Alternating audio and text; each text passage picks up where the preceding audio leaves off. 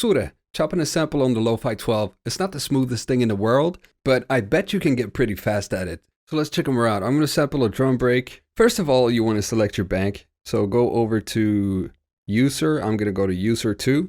And from here, you could actually go straight to sampling by holding function and pressing sampling. But we're going to get familiar with the function sample menu because from here, we're going to be hopping in and out a lot.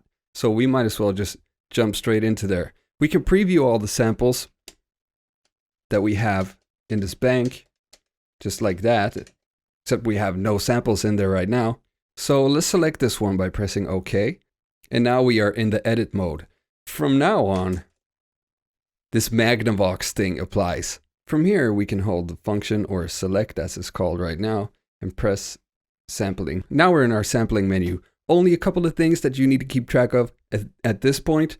First of all, it's the auto rec level. This is basically the threshold for when it should start sampling. So if you don't want it to start immediately sampling when you press rec right here, you can set a threshold for it. Other thing is the line in level. And we can check our levels to make sure we're not peaking. All right, looks good enough. You also have the option to sample at 24 kilohertz. This will give you 2 seconds of sampling time.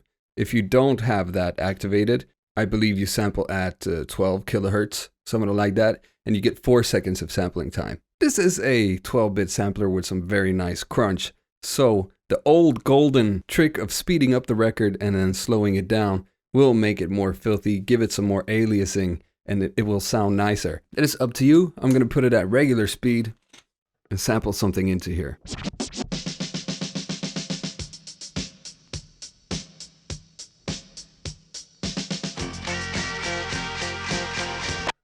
We got the sample and then we need to press OK to confirm it.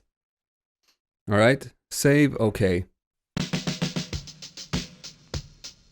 Now we're back out in this edit menu, so we need to go back into the samples. Here we can select all of our samples and we need to go into this one. We need to dive into that button right there. And we'll do that by pressing OK. Now we're in the edit mode. Now we can begin to trim our sample. Quick tip, do it at a lower pitch. Of course, a little bit easier to get accurate. This is your start point.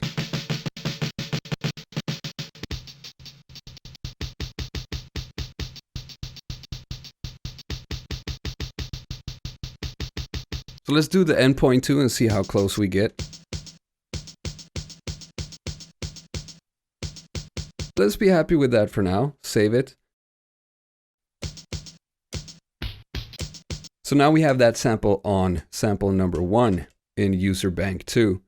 Let's select the next one. Here's something that might be a little bit confusing and something that you need to be aware of the first time you try to copy a sample like this. Because the first thing I did was I was trying to copy this sample from here.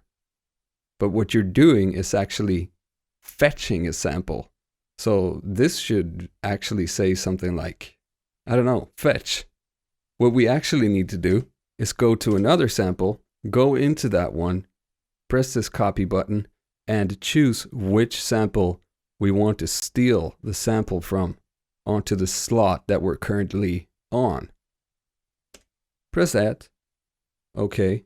So now we have that sample copied and we can adjust the start and end points.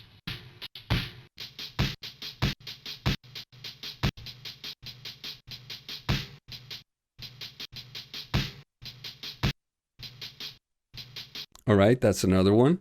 Save, double press OK to save it. Then go to the next one, enter that one, copy the previous one, OK.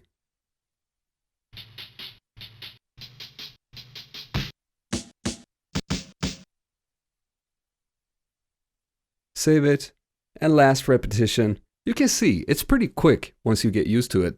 So go into the next one, open that slot, copy the previous one, OK, and let's do our final. Save. Now we have 4 different chops from the same sample. And that's how you do it. Now you can jump out into the main menu, get rid of the Magnavox Odyssey overlay, and make a beat from it.